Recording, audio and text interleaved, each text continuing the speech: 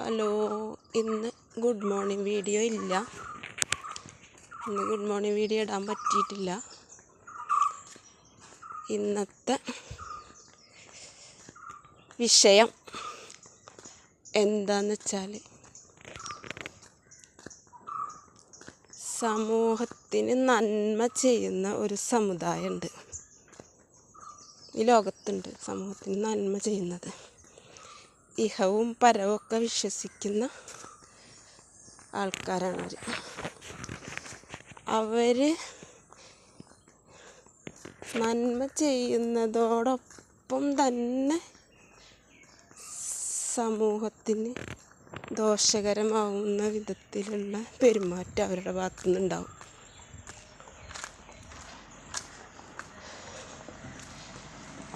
ചില ആൾക്കാരില്ലേ,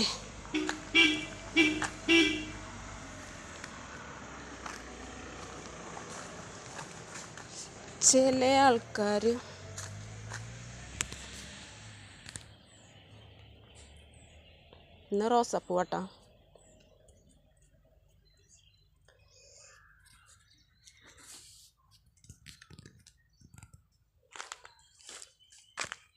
ചില ആൾക്കാർ ഒരു കാലത്ത് രക്ഷപ്പെടില്ല. ഏതൊക്കെ രീതിയിലുള്ള വരുമാനം ഉണ്ടായാലും ശരി,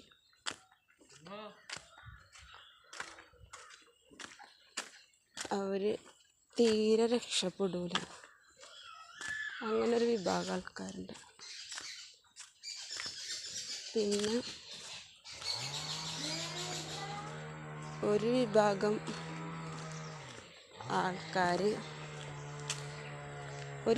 ആൾക്കാർ നന്മ മാത്രം ചെയ്യുന്ന ആൾക്കാരുണ്ട്.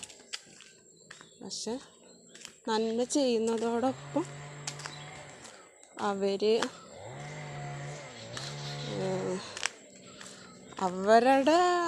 അഭിപ്രായത്തിൽ അല്ലെങ്കിൽ അവരുടെ അഭിപ്രായത്തിൽ അവർ തെറ്റാവില്ല ചെയ്യുന്നുണ്ടാവുക. അവർക്ക് അങ്ങനെ ജീവിക്കാനുള്ള സാമ്പത്തിക സ്ഥിതി ഉണ്ടാവും, അതിനനുസരിച്ച് കാര്യങ്ങളൊക്കെ ഉണ്ടാവും. അതിനനുസരിച്ച് സൗകര്യങ്ങളും എല്ലാം ഉണ്ടാവും. അതിനനുസരിച്ചാണ് അവർ ജീവിക്കുന്നത്. പക്ഷെ അങ്ങനെയുള്ള സൗകര്യങ്ങളൊന്നും ഇല്ലാത്ത ആൾക്കാരുടെ ജീവിതത്തിൽ അത് കാണുമ്പോൾ, അല്ലെങ്കിൽ അങ്ങനത്തെ ആൾക്കാർക്ക് ജീവിത സൗകര്യങ്ങളില്ലാത്ത ആൾക്കാരെ സംബന്ധിച്ചിടത്തോളം അവർക്കതൊരു ബുദ്ധിമുട്ടാണ്. ഒരു സൗകര്യത്തോടു കൂടി ജീവിക്കുന്നത് സൗകര്യമില്ലാത്തവർക്ക് ഭയങ്കരമായിട്ട് ബുദ്ധിമുട്ടുണ്ടാക്കും.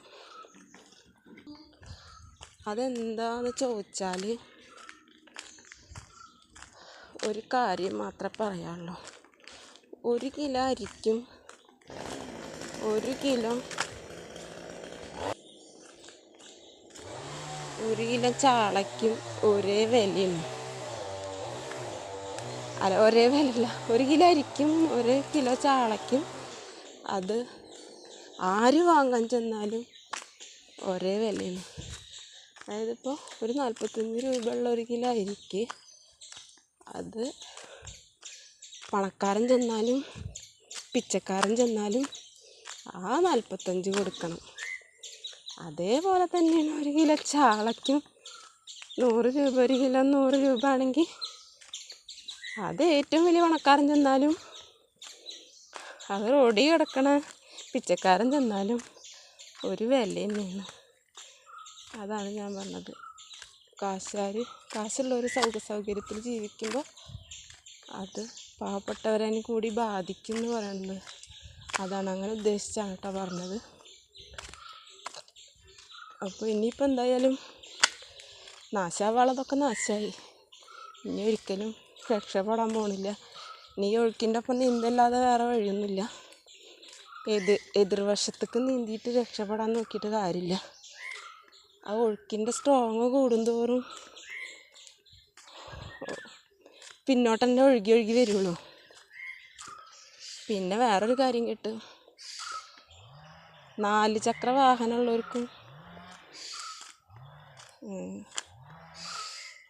പിന്നെ AC ഉള്ളവർക്കും പെൻഷനില്ല റേഷനും ഇല്ലയെന്ന്. ആ ഒരു നിയമം കൂടി വന്നു കഴിഞ്ഞാൽ ഫിനിഷായി.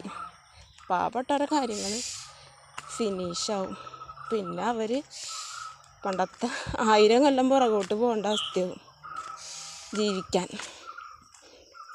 അങ്ങനത്തെ കാര്യങ്ങളാണ് ഇന്നത്തെ കാൽനടയാത്രയിലെ വിഷയം.